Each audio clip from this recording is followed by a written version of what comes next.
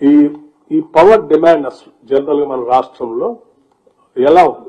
గత 10 సంవత్సరాల నుంచి ఈ రాష్ట్ర విభజన జరిగిన తర్వాత, రాష్ట్ర ఆవిష్కరణ జరిగిన తర్వాత ఈ డిమాండ్ ఎలా ఉంది అని చూస్తే 2014 నుంచి ఫర్ ఎగ్జాంపుల్ 2018-19 వరకు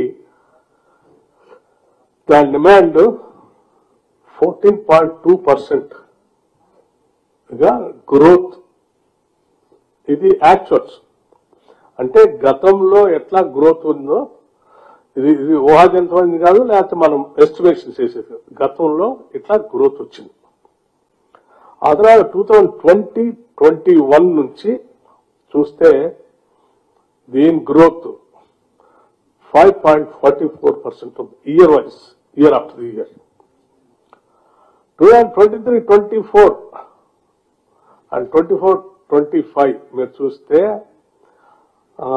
23-24 డిసెంబర్లో కాంగ్రెస్ ప్రభుత్వం అధికారంలోకి వచ్చిన తర్వాత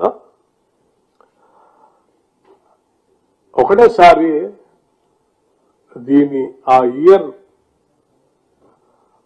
గ్రోత్ 9.85%, అంటే నియరింగ్ అబౌట్ 10% గ్రోత్ ఇక్కడ కనిపించింది.